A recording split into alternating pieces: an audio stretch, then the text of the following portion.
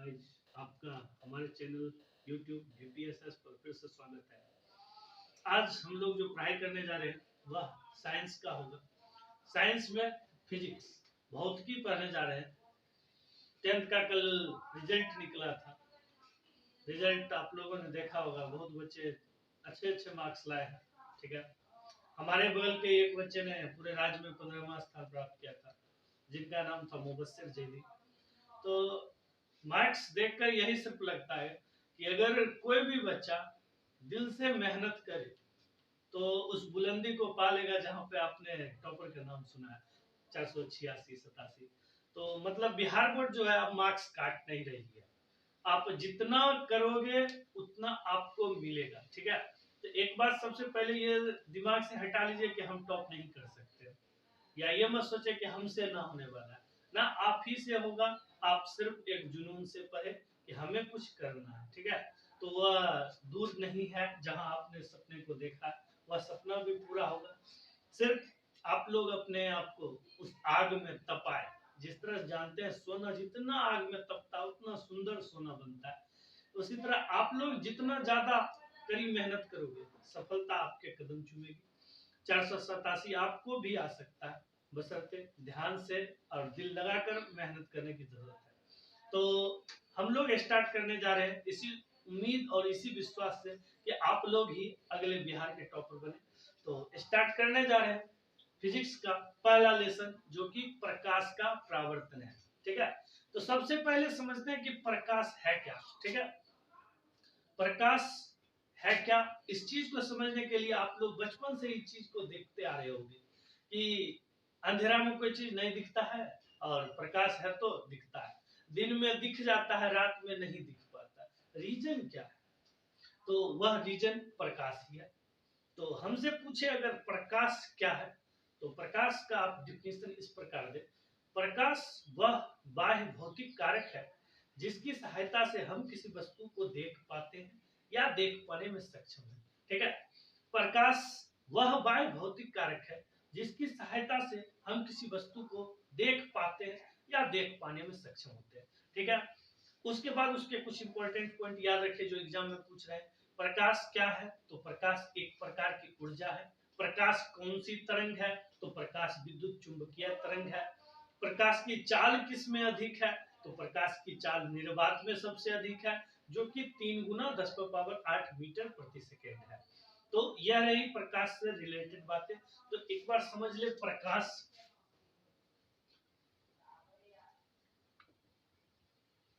प्रकाश समझ गए आपने, डिफिनेशन मैंने बताया। प्रकाश वह बाह्य भौतिक कारक है। प्रकाश वह बाह्य भौतिक कारक है जिसकी सहायता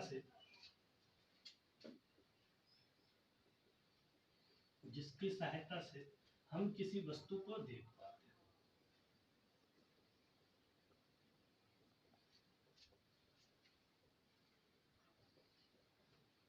हम किसी वस्तु को देख पाते हैं। ठीक है, इतना भी आप डिफिनेशन लिखे 2 मार्क्स में चलेगा।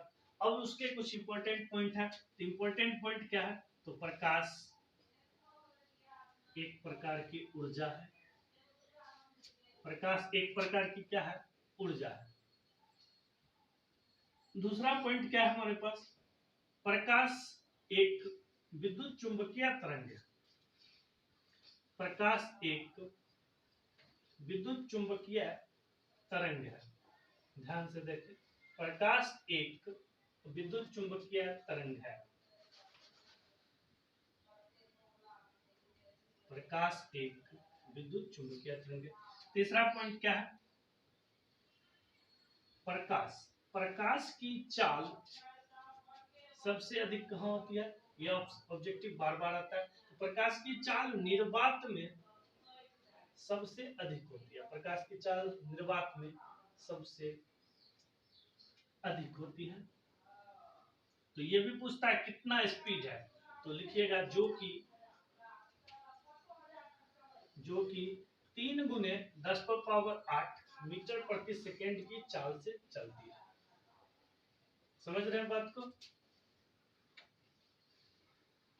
ये रहा हमारा प्रकाश से रिलेटेड पॉइंट। ठीक है, प्रकाश एक प्रकार की ऊर्जा है, प्रकाश एक विद्युत चुंबकीय तरंग है। प्रकाश की चाल निर्वात में सबसे अधिक, जो कि 3 गुने 10⁸ मीटर प्रति सेकंड की चाल से चलती है। ठीक है, अब हम लोग दूसरे टॉपिक की ओर चलते हैं, लाइट लेसन का। ठीक है, तो करेंगे मतलब स्कैटरिंग ऑफ लाइट। प्रकाश का प्रकीर्णन है क्या, आप लोग समझे सबसे पहले कि जब प्रकाश की किरणें सूक्ष्म कण समझ रहे होंगे आप लोग, वायु के कण उसमें आता है, धूल कण आता है, गैस के कण है, बहुत सारी चीज है। तो प्रकाश की किरण जब सूक्ष्म कण, वायु के कण, धूल कण, गैस के कण इत्यादि पर पड़ते हैं, तो ये कण जो है ये प्रकाश की किरणों से कुछ ऊर्जा अवशोषित कर लेते हैं। अभी हमने पिछली तुरंत समझाया कि प्रकाश एक प्रकार की ऊर्जा है। अब प्रकाश की किरण के पास बहुत सारा ऊर्जा है, तो वो क्या करते हैं, जो कण छोटे छोटे वो उसको सोख लेते हैं, अवशोषित कर लेते हैं। तो अवशोषित कर लेते हैं, वो अवशोषित जो गैस के कण, धूल कण के, वो बाहर इधर उधर घूमने लगे। कण स्थिर होता है, कभी नहीं होगा स्थिर, वो हवा में उड़ते रहता है इधर से उधर। तो हवा में जब इधर उधर उड़ते रहता है तो वह ऊर्जा फैलाते हुए चलता है, मतलब किरण से सोखा और बाहर आके फैलाना चालू कर दिया। ठीक है, तो इसी को प्रकाश के इस प्रकार फैलाने की क्रिया को परिकिरणन हम लोग कहते हैं। ठीक है, तो परिकिरणन का एक, कभी आप लोग सोचते होंगे, दिमाग में आता भी होगा, आप लोग 10th में जब बुक पढ़ रहे हो तो ये चीज आपके दिमाग में ऐड आता होगा कि बाहर में धूप है तो वहां पर वस्तु दिख रही है और घर में भी दिख रही है, तो अंतर क्या है कि रात में नहीं दिखता और दिन में दिखता है। क्वेश्चन ये आ रहा होगा दिमाग। तो वही चीज है परिकिरणन, कि बाहर में धूप है, वहां पर से कण आया, वो कण क्या किया, ऊर्जा को सोखा और घर में आया। मैंने पहले बताया कि प्रकाश के कण एक दूसरे से इधर उधर घूमते रहते हैं, जो कण है, धूल कण, गैस के कण, ये सब। तो वो जब इधर उधर आए तो हमारे रूम में आए, तो रूम में आए, यहाँ ऊर्जा फेंके, यानी वितरित किया, फेंकने का अर्थ मतलब विकृत किए, फैलाए। तो जब फैलाए तो क्या होगा, ऊर्जा तो चारों तरफ फैला। अब ऊर्जा जब चारों तरफ फैल गया है तो क्या होगा, लाइट होगा। लाइट होगा तो दिखेगा ही वस्तु। यही कारण है कि दिन में घर में रखे वस्तु को हम लोग देख पाते हैं। ध्यान से समझ लीजिए। अब नोट करने की बारी आई है तो बोर्ड पर से नोट कर ले हम जो लिखा रहे। प्रकाश जब सूक्ष्म कण, वायु के कण, ठीक है, वायु के कण, गैस के कण, धूल कण इत्यादि पर पड़ते हैं, इत्यादि पर पड़ते हैं, तो ये अपने ऊपर पड़ने वाले, यानी इन पर जो पड़ते हैं प्रकाश, ठीक है, तो ये अपने ऊपर पड़ने वाले प्रकाश की कुछ ऊर्जा को अवशोषित कर लेते हैं। ठीक है, कुछ ऊर्जा को अवशोषित कर लेते हैं, कुछ ऊर्जा को क्या किया, अवशोषित कर लिया।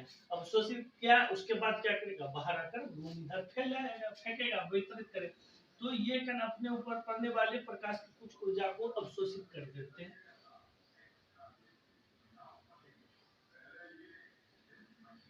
फिर ये कण प्रकाश की ऊर्जा को चारों ओर विकृत करते हैं, चारों ओर विकृत करते हैं, चारों ओर विकृत करते हैं। प्रकाश के इस प्रकार फैलने की क्रिया को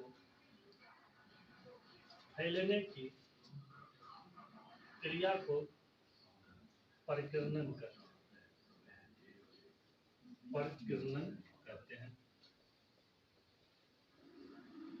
ध्यान से आप लोग नोट कर लें। ठीक है, कि प्रकाश जब सूक्ष्म कण, वायु के कण, धूल कण इत्यादि पर पड़ते हैं, ये अपने ऊपर पड़ने वाले प्रकाश की कुछ ऊर्जा को अवशोषित कर लेते हैं। फिर ये कण प्रकाश की ऊर्जा को चारों ओर विकृत करते हैं। प्रकाश के इस प्रकार फैलाने की क्रिया को या फैलने की क्रिया को प्रकाश का परिकिरणन कहते हैं। तो इस तरह से आप लोगों ने प्रकाश का परिकिरणन को समझा, ठीक है। अब हम लोग बात करेंगे आज के तीसरे टॉपिक के बारे में, वह है गोलीय दर्पण, ठीक है। इस बुक में हम लोग इस चैप्टर में उत्तल दर्पण, अवतल दर्पण और समतल दर्पण, तीनों दर्पण के बारे में इस चैप्टर में हम लोग पढ़ेंगे प्रकाश के परावर्तन में, ठीक है। तो अभी हम जो समझाने जा रहे हैं वह है गोलीय दर्पण। इसी दर्पण से हम आपको समझाएंगे उत्तल दर्पण और अवतल दर्पण क्या है, ठीक है। तो गोलीय दर्पण क्या होता है, किसी खोखले गोलाकार, ठीक है, ये आपका गोला, समझ रहे हैं बात को, कांच का प्लेट ही समझिए या कुछ समझिए, ठीक है। गोलीय दर्पण में यह जो गोला है ना, दिख रहा है, इसको जब हम यहाँ से काटते हैं, मतलब यहाँ से अगर आप काटो, ध्यान से समझिए, ये आपने काटा है, ठीक है, और फिर इधर से आप लोग देखिए, बीच भाग को हम काट रहे हैं, ध्यान से समझिए, जो हम करने जा रहे हैं वही समझते रहिए। इसको हमने गोला को, प्याज आपने देखा होगा, प्याज, प्याज का इस तरह से स्ट्रक्चर होता है, उसको आप काटोगे तो एक तरफ से उत्तल बनेगा, एक तरफ से अवतल बनेगा, ठीक है, ध्यान से समझिए, उसी शेप में होता है उत्तल अवतल। तो हमने भी गोलीय दर्पण को काटा है, ध्यान से समझिए। इसके बाहर जब हम लोग पेंट कर देते हैं, ठीक है, इसके जब हम लोग बाहर से पेंट कर देते हैं तो ये हमारा हो जाता है अवतल दर्पण, ठीक है, बाहरी सतह को पेंट करते हैं।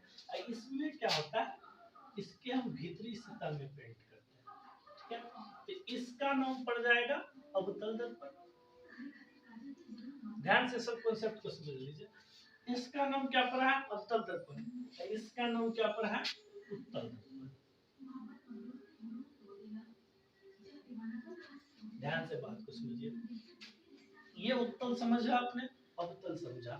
अभी तुरंत हमने बताया था क्या कि ये गोला था पहले, इसको हमने अभी तुरंत ब्रेक किया। याद रखिएगा, इसमें बहुत सारी इंपॉर्टेंट बातें क्या है। ये अवतल दर्पण है, इधर से इसका मिरर है, इसमें प्रकाश का परावर्तन जो होगा भीतरी सतह से होगा, ठीक है। इसकी फोकस दूरी हमेशा ऋणात्मक होती है, ठीक है। उत्तल दर्पण में क्या होगा, इसका प्रकाश का परावर्तन बाहरी सतह से होगा, कहीं के अंदर से तो आप पेंट कर रखे हैं, ठीक है। अब इसकी फोकस दूरी हमेशा धनात्मक होती है। अब बात आती है कि प्रधान अक्ष क्या है, तो याद रखिएगा, प्रधान अक्ष यही आपके, मतलब कि गोला जिस दर्पण का है, जिस दर्पण है गोल, मतलब उसके ये पूरे व्यास से, यानी बीच वाले लेन से, केंद्र से होकर जो लाइन जाएगी या किसी भी दर्पण के, वो उसका प्रधान अक्ष कहेगा। यदि ये अवतल दर्पण है, ध्यान से समझिए, इसके बीच से ये लाइन गया, यही इसका प्रधान अक्ष हो जाएगा, ठीक है। यानी ध्रुव जिसको आप लोग कहोगे, बीच से यहाँ गया ना, तो इसको ध्रुव कहते हैं, ठीक है।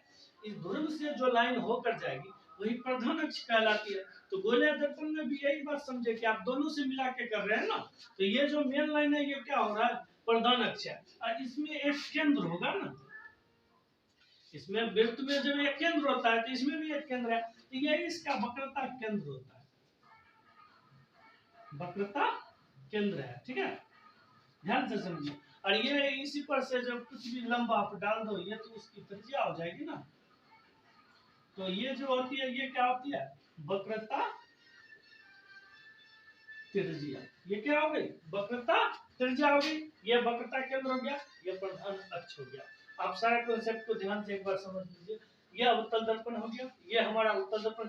कोई बोलेगा अवतल दर्पण क्या होगा, तो कहोगे आपको बाहरी सतह को रंजित करने से जो बनता है वह अवतल दर्पण है, और वही बात कांच की बाहरी भीतरी सतह को रंजित करके जो बनाया जाता है वह हमारा उत्तल दर्पण होता है।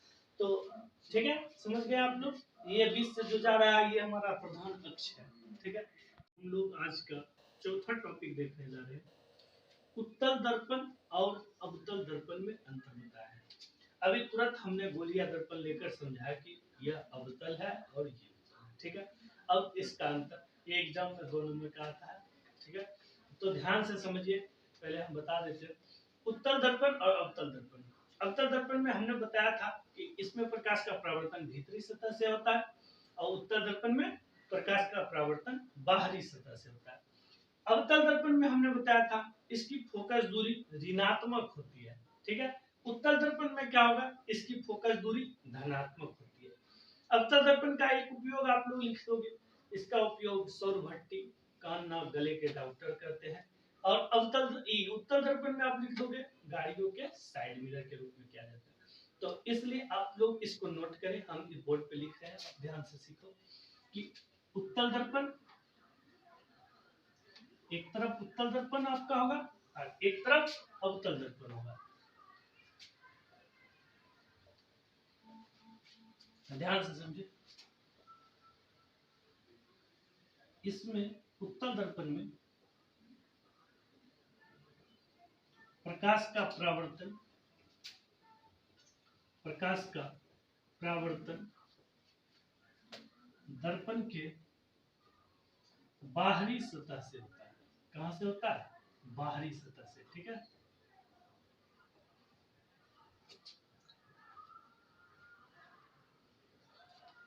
और अवतल दर्पण में जो होता है, पहले ही बताया, भीतरी सतह से। लिखिएगा, इसमें प्रकाश का परावर्तन भीतरी सतह से,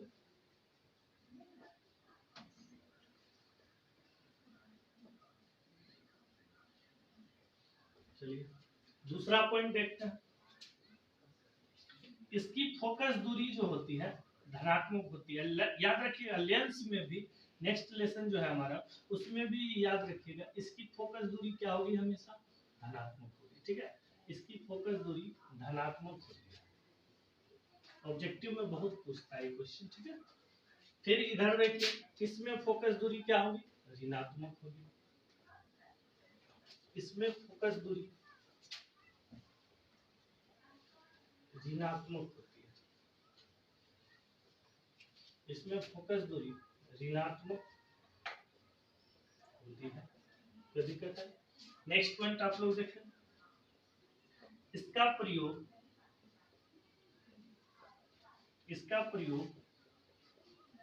गाड़ियों के साइड मिरर के रूप में किया जाता है। साइड मिरर के रूप में होता है।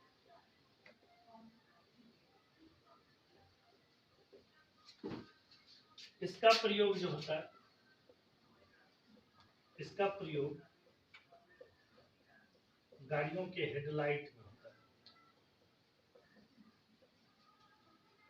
गाड़ियों के हेडलाइट में होता है। गाड़ियों के हेडलाइट में होता है। आप लोग इसको आराम से नोट करें, एग्जाम के लिए बहुत ही इम्पोर्टेंट है, ठीक है। ध्यान से आप लोग बता रहे। तो हम लोग जो नेक्स्ट डे चर्चा करेंगे साइंस में फर्स्ट लेसन में, वह आपका चर्चा करने का टॉपिक है जो बचा हुआ है, प्रकाश का परावर्तन, समतल दर्पण, ठीक है।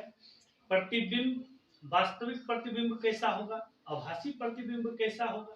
तो इन चीजों पर जो है, इस पे हम लोग जो डिस्कस करेंगे वह होगा आपका नेक्स्ट वीडियो में। हम लोग बताएंगे ये सब क्या है, कैसे हो रहा है ये सब, ठीक है। तो आपको अगर ऐसी वीडियो चाहिए, बार बार ज्ञान की बातें हो, तो आप मेरे चैनल पे जाएं, उसे सब्सक्राइब करें, ताकि आपको बार बार ये वीडियो ऐसा प्रोवाइड कराते रहे हम लोग। तब तक के लिए